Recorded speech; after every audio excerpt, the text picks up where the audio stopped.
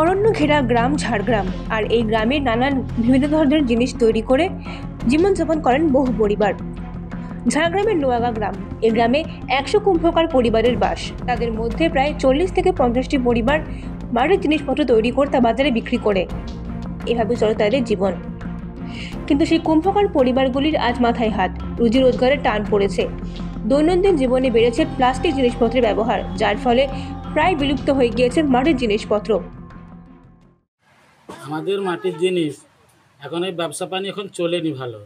মাটির প্লাস্টিক বাড়িয়ে গেছে, দিতে আমাদের এখনও ইনকাম কমে গেছে বিরাট। আমাদের এই সংসার মাটির জিনিসেই চলে, আর সেল অনেক কমে গেছে, তাতে আমাদের সংসার মেনটেন হয়ে চলছে নি। আর সরকার তো আমাদেরকে দেখেই নি, মোটামুটি একবারে বয়স্ক হয়ে গেল, 50-60 হয়ে গেল, খাটি পারিনি কিছু নি। যদিও খাটি বাটি করি, মাটির জিনিস ভালো বিক্রি হয়নি, প্লাস্টিকের জিনিস বাড়িয়ে গেছে। যত গাঁয়ে গাঁয়ে ফেরিওয়ালা সব বিক্রি করছে, আমাদের মাটির জিনিস কেউ লাইনি। আর হাটে বাটেও বিক্রি হয়নি, গ্রামেও বিক্রি হয়নি, সব মাটির জিনিস। এরকম আমাদের সব মানে সংসার এইভাবেই চলে আসবে। আর বলতো সরকার, সেও তো সরকার বন্ধ করেনি, আমাদের মাটির জিনিস তো চালু হয়। সরকার তো প্লাস্টিকের তো বেশি চালু করছে। হ্যাঁ, দই ভাঁড়বেও তো সে প্লাস্টিকের চালু করে দেবে। যে দই ভাঁড় নিয়ে আমার কারবার করবে, সেটা তো প্লাস্টিকের চালু করে দেবে। তাহলে চালবে আমাদের মাটির জিনিস, আমাদের প্রায় বন্ধ হওয়ার মতো। এটাই আমার সংসার চলবে। আমাদের 5 লোকের পরিবার, 5 লোকের মাটির জিনিসের সংসার আমাদের চলে আসবে। আমাদের জমি জায়গা এক কাঠাও নেই, আর সরকার লোন টোন দিয়ে দেয়নি, কিছু নেই, সাহায্য সুযোগ সুবিধা কিছুই পাইনি আমরা। হ্যাঁ, আমাদের এখানে 100 ঘর কুম্ভকার আছে। আমাদের এখানে ভালো বিকা কিনা হয়নি। আমাদের এখানে যত প্লাস্টিকের জিনিস উঠেছে, আমাদের বিকা কিনা একবারে কমে গেছে। আমাদের কোনো রকম দোকান দিয়ে কোনো রকম চলে, আমাদের চলেনি। কিছুদিন চলে, কিছুদিন চলেনি। তাতে আমাদের কোনো সরকার থেকে আমরা কিছুই পাইনি।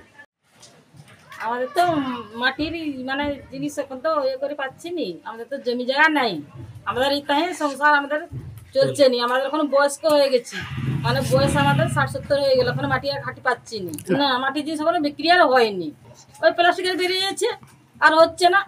হ্যাঁ, ওখানে যে দই ভাঁড়বি সেগুলো মানে বেড়ে গেছে, ছোটো বড়ো সবাই। আর এখন সব টলিজেনাই জিনিস আনছে। আমাদের গাড়ুগুলো বসন্তরেও আর বিক্রি হয়নি, সেগুলো আগে বিক্রি হতে ছিল, এখন সেগুলো আর হয়নি। সেগুলো এখন প্লাস্টিকের সব বেড়ে গেছে। হ্যাঁ, সেগুলো বন্ধ হয়ে গেছে, সব তো হয়ে গেছে। এখন আমাদের মাটির সংসারে আর চলছে না। পরিবার আছে 30-40-50 ঘর আছে, প্রায় 150 ঘর আছে। ব্যাপারটা হচ্ছে, যাই মিস্ত্রি আছেন ওনাদেরকে আমার বড় পছন্দকে দেখছি ভাতা করে দেওয়ার জন্য। এবং যেহেতু আমরা দিদি সৈনিক, দিদি আমাদের কাজ করে, সবার কাজ করে, এবং সমস্ত মিস্ত্রি যারা আছে ওনাদের আমরা চেষ্টা করছি কিছু পাবিয়ে দেওয়ার, যাতে সরকারের কাছ থেকে কিছু পাবিয়ে দিই। কারণ আমরা প্লাস্টিক বর্জনের জন্য দিদি বলেছেন, এবং প্লাস্টিকের বিভিন্ন ফ্যাক্টরি হচ্ছে, যদি প্লাস্টিকটা বন্ধ হয়ে যায় তো দিদি ব্যস্ত দিচ্ছেন।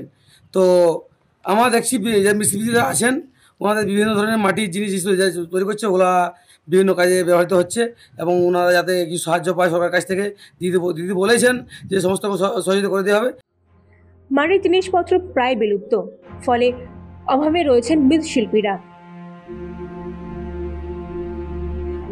ঝাড়গ্রাম থেকে নীলনকশা প্রতিনিধির রিপোর্ট, এএনএম নিউজ। আরও খবরের আপডেট পেতে সাবস্ক্রাইব করুন আমাদের ইউটিউব চ্যানেলটি, আর বেল আইকনে ক্লিক করুন নোটিফিকেশনস পেতে।